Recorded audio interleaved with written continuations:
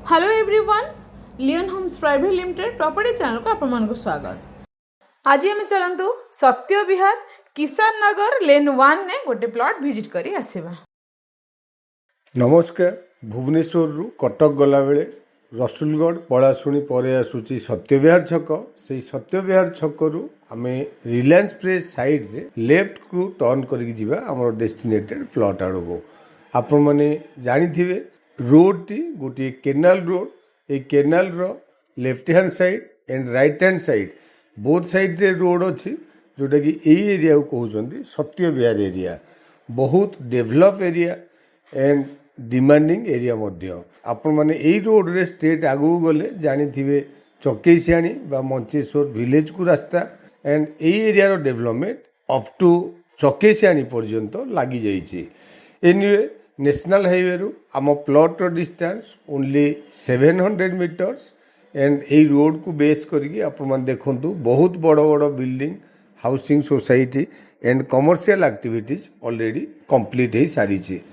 Anyway national highway रु only 500 metres आसिला परे लेफ्ट हैंड साइड रे देखंतु किसान नगर को रोड।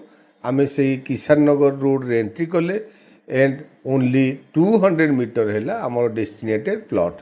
ये देखंतु आमे लेफ्ट को टर्न करूचंती एंड अल्प किछि बाट आगू गला परे एगेन फास्ट लेफ्ट टर्न रे आमे जिबा आमर प्लॉट आड़ को। एई रोड रे आपण मान देखंतु बहुत डेभलप एरिया।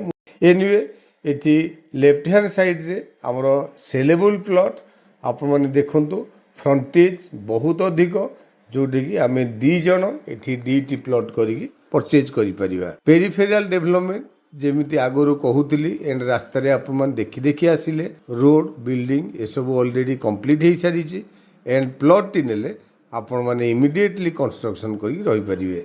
एनीवे प्लॉट रो लोकेशन एंड डिस्टेंस डेफिनेटली आपण मानको पसंद आस्तिबो। Thank you. आपण मान तो संपूर्ण लोकेशन टी विजिट कले। आई होप आपण मान को लोकेशन टी भलो लागिथिबो। एठी हमरो लैंड एरिया 3400 स्क्वायर फीट रो 60 फीट रो फ्रंटेज। तो आपण माने दुई जण या को डिवाइड करिके नै परिबे। 20 फीट रोड को टच हेची घर बारी येलो जोन ईस्ट फेसिंग रा प्लॉट। प्राइस हेउची per square feet 5400 rupees. Ready to construct plot. आउ देरी न करी तळे था नंबर इनक्वायरी पई कांटेक्ट करंतु। चैनल को सब्सक्राइब करे नियंतु एमिति रेगुलर वीडियो रा अपडेट पाइबा पई। वीडियो जदि भलो लागिछि do like share and comment. Thank you.